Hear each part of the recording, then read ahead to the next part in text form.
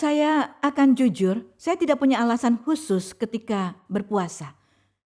Ya, itu benar. Jika saya pemimpin gereja, memimpin secara rohani, memimpin jemaat, Tuhan akan merombak hati saya untuk memimpin saya dan gereja ini untuk sebuah kebangkitan rohani. Semua dimulai dari saya. Saya katakan saya ingin memberi segalanya untuk Tuhan. Tidak ingin melayani secara asal-asalan. Saya ingin melakukan ini dengan radikal. Saya menyelesaikan seluruh perjalanan saya dan Tuhan melakukannya di dalam hidup saya. Tuhan melakukan sesuatu di dalam diri saya. Tuhan melakukan sesuatu bahkan saya tidak tahu saya memilikinya. Lihat, kadang kita hanya melihat apa yang kita lihat di gereja. Hal yang bisa dilihat lebih mudah untuk dimengerti, lebih mudah untuk melihat warna, atau lebih mudah melihat orang berjalan di sini. Anda akan tahu, cara orang bicara, berpakaian, itu mudah dikenali. Tapi sebagai seorang Kristen, kita diprogram untuk hidup dengan hal yang tidak bisa kita lihat di dalam kita. Itu lebih berbahaya daripada manifestasi roh jahat di altar. Roh jahat sudah bercampur dalam DNA banyak orang. Ketika Anda ingin lebih dalam, antena profetik Anda mulai melihat sesuatu yang lain, yang berlawanan dari Anda. Karena mereka tidak berada di tempat yang sama. Dan roh jahat itu sudah bercampur ke dalam kepribadian mereka. Mereka tidak akan menjadi ular ketika bermanifestasi atau mulut penuh dengan buih. Tapi Anda tahu, mereka jauh lebih jahat dari yang lainnya. Saya menyebutnya penyamaran jahat. Penyamaran jahat. Karena itulah kita harus berpuasa sehingga Tuhan bisa menunjukkan kita sesuatu yang tidak kita ketahui. Mereka ada.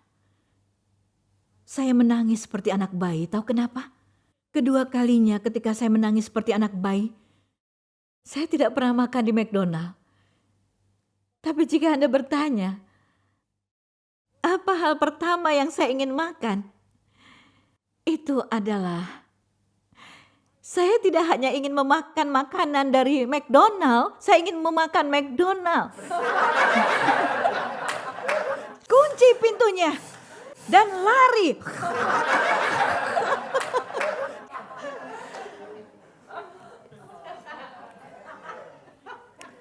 Itulah saat roh kerakusan saya bermanifestasi.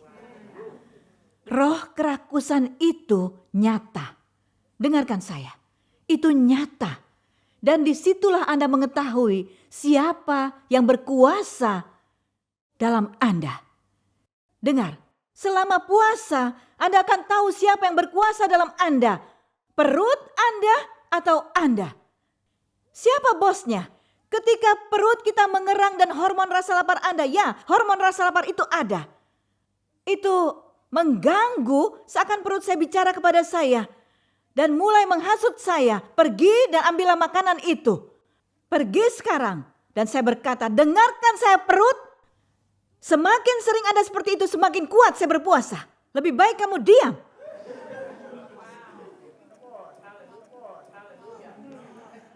Anda akan tersiksa. Anda harus mempersiapkan diri, Anda akan merasakan sakit. Itulah penderitaan, Anda akan menderita, sakit kepala, Anda akan sulit bernafas. Iya, suami saya datang berkunjung. Saya berkata, aku rindu kamu sayang. Aku merindukanmu juga katanya. Aku mengasihimu, aku sangat mengasihimu. Tidak, dia tidak begitu. Apakah aku sulit bernafas? Tidak katanya. Ia tidak ingin dekat dengan saya, mungkin ia takut saya akan memakannya.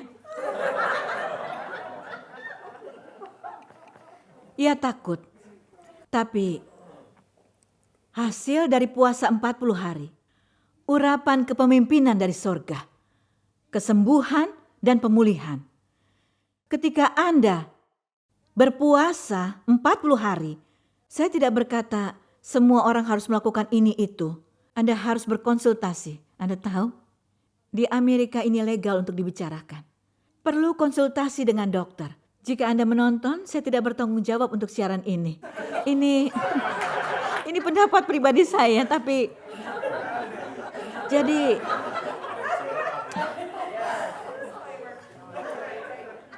saya belajar dari beberapa video dan laporan dokter, oke? Kami membagikannya dengan seorang pendeta, dia adalah Deborah Henny, tentang mimpi supranatural. Dan dia mulai menyebutkan beberapa dokter favorit saya, dokter sungguhan, dan mereka memiliki klinik puasa. Di klinik itu, mereka melihat orang dengan kanker stadium 3-4 disembuhkan karena kuasa puasa. Karena mereka juga menjelaskan, Anda tidak memberi makan diri Anda. Dan apa yang terjadi? Sel kanker akan mati. Anda membuat sel kanker tidak berkembang. Banyak orang memiliki masalah pada tiroid. Saya beritahu, terkhusus di Amerika, apa yang saya pelajari dari dokter yang saya tonton, metabolisme kita rusak. Sistem metabolisme kita diserang. Oleh apa? Oleh diet Anda. Makan makanan cepat saji, trauma, dan lainnya. Sistem metabolisme kita diserang. Ketika metabolisme kita diserang, level insulin Anda berbeda. Mereka akan bergerak bebas dan tiroid Anda bermasalah. Jika lebih dari 40 dan 50, hormon Anda akan di mana-mana. Jadi akan semakin sulit dan sulit dan sulit. Dan saya beritahu, apa yang dia tidak bisa lakukan, puasa bisa. Banyak dokter sekarang, mengapa puasa intermittent sangat terkenal? Karena banyak dokter, bahkan dokter di dunia sekuler, mereka mengakui bahwa puasa bermanfaat bagi kesehatan Anda. Jadi itu untuk Anda juga. Jika Anda tidak ingin melakukannya, lakukanlah demi kesehatan Anda. Mulailah dengan yang sederhana. Tidak harus 40 hari berpuasa. 1 hari saja. Tidak makan sampai jam 7 malam. Kemudian 2 hari. 3 hari. Saya selalu katakan apa? Jody akan memberitahu Anda. Mulai secara perlahan. Mulai secara perlahan. Kurangi makan. Anda tahu mitosnya sarapan adalah yang paling penting. Seperti waktu makan wajib. Saya beritahu mereka bicara tentang mitos. Atau makan banyak snack sebanyak yang Anda bisa. Yang mereka katakan adalah mitos. Itu hanya mitos. Jika Anda melewatinya, tubuh Anda akan masuk ke dalam mode kelaparan. Mereka bilang itu bohong. Tubuh Anda tidak akan masuk ke dalam mode kelaparan kecuali Anda di tengah gurun Sahara. Tidak punya makanan selama 2 bulan. Otot Anda akan mati. Anda akan kehilangan kekuatan. Orang tidak mengerti apa yang mereka bicarakan. Orang tidak kehilangan kekuatan mereka ketika puasa 40 hari atau 2 bulan. Mereka kehilangan otot secara normal dan akan terus berlanjut. Anda tidak melakukannya selama setahun. Semua yang mereka bicarakan hanyalah mitos saja. Dan saya terkejut. Dan orang-orang seakan, oh jika saya lakukan ini saya akan mati. Tidak, diabetes akan disembuhkan secara total. Tiroid secara total. Memang tidak menyembuhkan tiroid, tapi mengontrol tiroid. Dan itu adalah salah satu organ terpenting, hormon dalam tubuh Anda. Itu berfungsi ke seluruh sel Anda. Triliunan sel di tubuh kita dipimpin oleh tiroid. Dan itu menyembuhkan tiroid Anda, level insulin Anda, dan hormon pertumbuhan yang membuat Anda awet muda. Semua itu meningkat ketika Anda berpuasa. Manfaat untuk kesehatan kita, tapi itu bisa menjadi buruk jika Anda berpikir cara baik menjalani puasa tapi tidak berpikir cara baik berbuka. Orang berkata mereka yang berpuasa tidak mendapat apapun ketika mereka tidak berbuka sama seperti yang kami arahkan. Lihat, banyak orang mereka berpuasa dan mereka pergi ke McDonald seperti yang saya bilang tadi, mereka akan menjadi lebih buruk dari sebelumnya. Ya, jika Anda mengurangi karbo dan gula setelah berpuasa, Anda tidak akan mendapatkan manfaatnya. Banyak orang, saya tahu mereka berpuasa kelebihan berat badan, karena mereka tidak memiliki gaya hidup yang benar setelah berpuasa. Saya salah satunya. Dan itu menyerang metabolisme serta tiroid Anda lebih buruk. Jadi Anda harus paham banyak manfaat dari puasa dan kita tidak melakukannya dengan benar. Dan beberapa bulan mendatang, Debra dan saya akan mengajar Anda bagaimana melakukannya. Bagaimana menjadi bugar. Bagaimana mengembalikan hidup Anda yang dari si jahat dan disembuhkan dan dibebaskan dan memiliki terobosan. Kita akan menghancurkan kutuk itu. Dan kita harus beritahu perut kita pergi. Jadi Anda akan melihat banyak mengaktifkan. Puasa adalah kuncinya. Itu mengaktifkan. Mengaktifkan. Mengaktifkan. Dan hal baiknya adalah Anda menjadi lemah. Ketika Anda lapar akan makanan, Anda bisa mengganti rasa lapar itu untuk Tuhan. Anda menjadi miskin di dalam roh. Anda menjadi kosong, merendahkan diri. Dan saya menulis ini di jurnal saya dan Tuhan berkata, aku akan mengajarkan engkau menjadi kosong. Meski dengan mimpi yang besar. Menjadi kosong bukan berarti menjadi pengecut. Saya harus menjadi keset. Tapi itu artinya agenda Tuhan jauh lebih penting daripada agenda saya. Hadirat Tuhan harus jauh lebih penting daripada saya. Artinya saya harus berserah. Dan ketika saya bangkit, saya harus berjuang lebih baik. Ketika saya ada di tempat yang sunyi, ketika saya keluar, saya harus menjadi singa. Itulah yang Tuhan inginkan dalam kehidupan kita. Itulah yang Tuhan inginkan dalam kehidupan kita. Puasa membuat kita naik level. Jika Anda berhenti di tempat untuk waktu yang lama, saya ingin Anda sekarang tanya Roh Kudus. Dan kenali firman itu. Kenali area mana dalam hidup Anda yang tidak memiliki tujuan. Area mana dalam hidup Anda yang buntu, tidak ada jalan keluar, tertutup tembok. Jalan buntu, area yang buruk. Roh Kudus bicara untuk keuangan, kesehatan, hubungan, dosa, kekurangan kepribadian, serangan si jahat, mimpi buruk. Area mana? Anda punya pelayanan yang belum Anda mulai. Anda punya urusan yang belum Anda mulai. Anda harus membuat pilihan. Tuhan bertanya saat ini, kamu akan berpuasa untuk terobosan?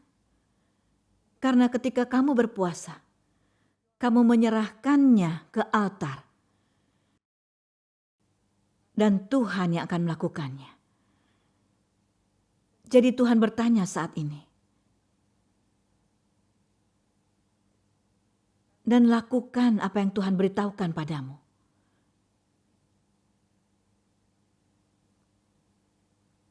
Tenangkan hati, akal, dan pikiran Anda.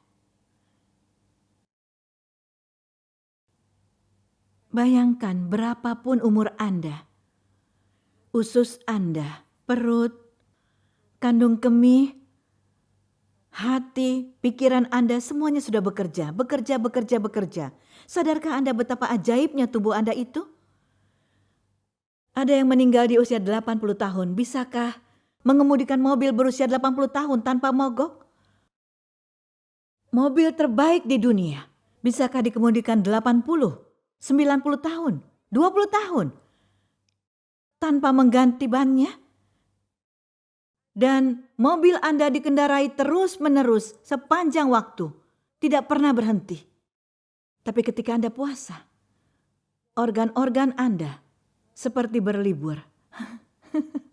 Mereka seperti, yeay, akhirnya 1 hari tanpa mencerna batang coklat itu.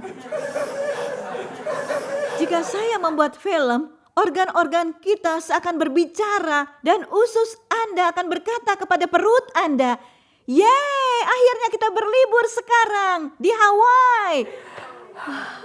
Oh, keren sekali. Mereka duduk sambil bersantai. Indahnya, perut Anda akhirnya menyadari mereka telah bekerja 2 kali lipat dari waktu hidupnya.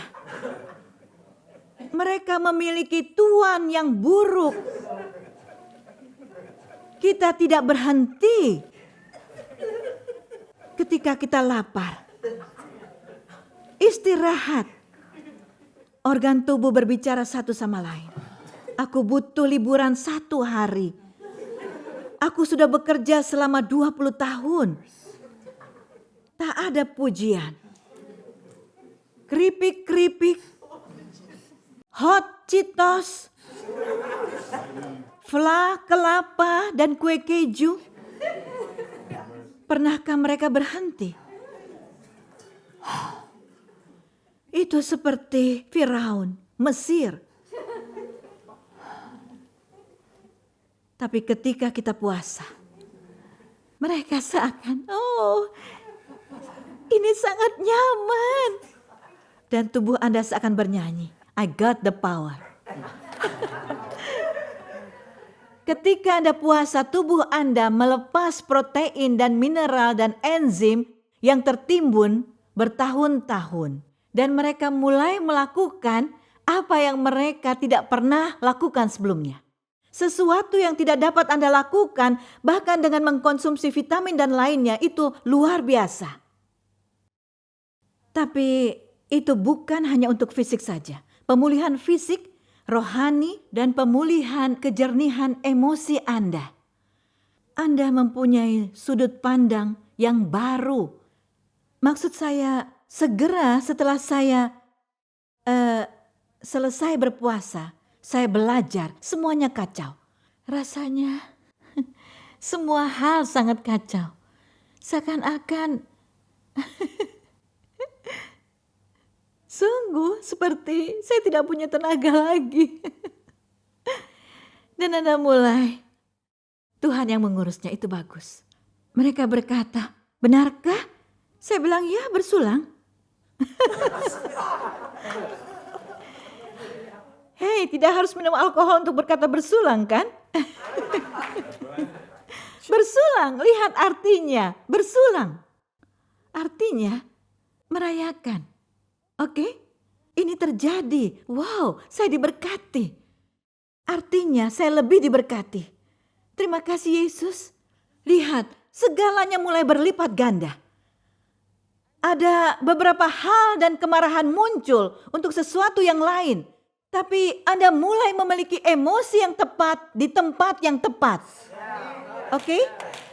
Anda tahu ketika berpuasa Anda mulai memisahkan sisi Yohanes Anda dari sisi Yudas. Karena Anda memiliki hal seperti itu, apa yang terjadi? Apa yang terjadi? Saya beritahu, tempat yang penuh kelemahan itu adalah tempat yang kuat. Dan segalanya mulai jatuh. Anda berkata, wow, itu hebat. Manifestasi itu hebat. Melihat orang lain itu baik, itu sangat baik. Anda berkata itu buruk karena situasinya kacau balau. Tidak, itu sangat baik. Saya melihat mereka apa adanya. Ada waktu di mana Anda tahu siapa yang bisa Anda tolong dan tidak bisa Anda bantu. Ada waktu di mana si jahat datang dan Anda memilih antara meninggalkannya atau mengikuti mereka. Ada waktu di mana Anda melihat karakter dan warna seseorang. Karena Tuhan membuka mata Anda, mata rohani Anda, dan sudut pandang Anda berubah. Dan mereka berkata, tapi itu benar terjadi, pengumpat itu ada, hantu. Saya berkata, bagus, karena saya dapat melihat siapa teman saya. Saya bisa melihat siapa yang setia. Saya dapat melihat siapa Yudas dan siapa yang pengecut. Saya dapat melihatnya. Itu bagus, itu tidak buruk, itu baik. Anda mengerti? Saat Anda berkata, wow, puasa berdampak padaku. Pertempuran adalah milik Tuhan. Dan ketika aku lemah, disitulah aku menjadi kuat. Yohanes Pembaptis berkata, aku semakin berkurang. Ia semakin bertambah. Anda berkata mungkin, tapi Anda tidak pernah tahu. Bagaimana caranya agar aku semakin berkurang, Anda kurangi keegoisan. Itu salah satunya. Seseorang melakukan sesuatu yang buruk, berikan hadiah. Memfitnah Anda, berikan mereka hadiah. Mereka melawan, mengejek Anda, beri hadiah. Anda merendahkan hati, Anda yang membayar harga. Lihat, cara Anda merespon berubah. Merendahkan hati, ucapkan maaf, oke? Ini satu-satunya ucapan maaf yang Anda biasa lakukan selama hidup Anda supaya segala sesuatunya berjalan baik. Ya, akan kuberikan. Anda dapat mengerti bahwa kadang kita bertengkar untuk sesuatu yang tidak penting. Ini adalah sudut pandang. Anda menjadi pribadi yang lebih besar, yang lebih baik dan berpuasa. Saya beritahu, Tuhan akan melakukan perubahan besar di sini. Saya di sini bukan untuk bermain. Saya di sini bukan untuk bermain di gereja. Anda juga tidak. Anda akan melakukan sesuatu dalam hidup Anda. Dan hidup Anda akan mengubah orang lain. Anda akan melakukan sesuatu yang belum pernah Anda lakukan sebelumnya. Tapi Anda harus mengganti strategi Anda. Anda harus mengganti kebiasaan lama dan mulai kebiasaan baru yang tidak pernah Anda lakukan. Dan Anda mulai selaras. Sekarang kita mulai membuka altarnya. Saya ingin mengundang Anda mencari Allah. Kejar Roh Kudus. Apa langkah Anda selanjutnya? Saya ingin mengajak Anda untuk berpuasa minggu ini, mulai dari apapun yang Anda bisa. Saya tidak seperti, kita akan melakukan ini, kita akan melakukan itu, tidak. Apa yang Roh Kudus beritahu hari ini? Saya ingin mendengar kesaksian Anda. Apa yang Anda lakukan? Puasa makan sehari? Mungkin Anda akan puasa minum jus. Mungkin Anda akan puasa minum air 2 hari, 3 hari. Saya tidak tahu. Apapun yang Roh Kudus katakan, lakukan. Karena terobosan di tangan Anda. Anda berada di ambang pintu. Anda berada di ambang pintu. Satu-satunya yang bisa membawa Anda melewatinya adalah dengan puasa. Anda ingin berkomitmen dari minggu ini sampai minggu depan?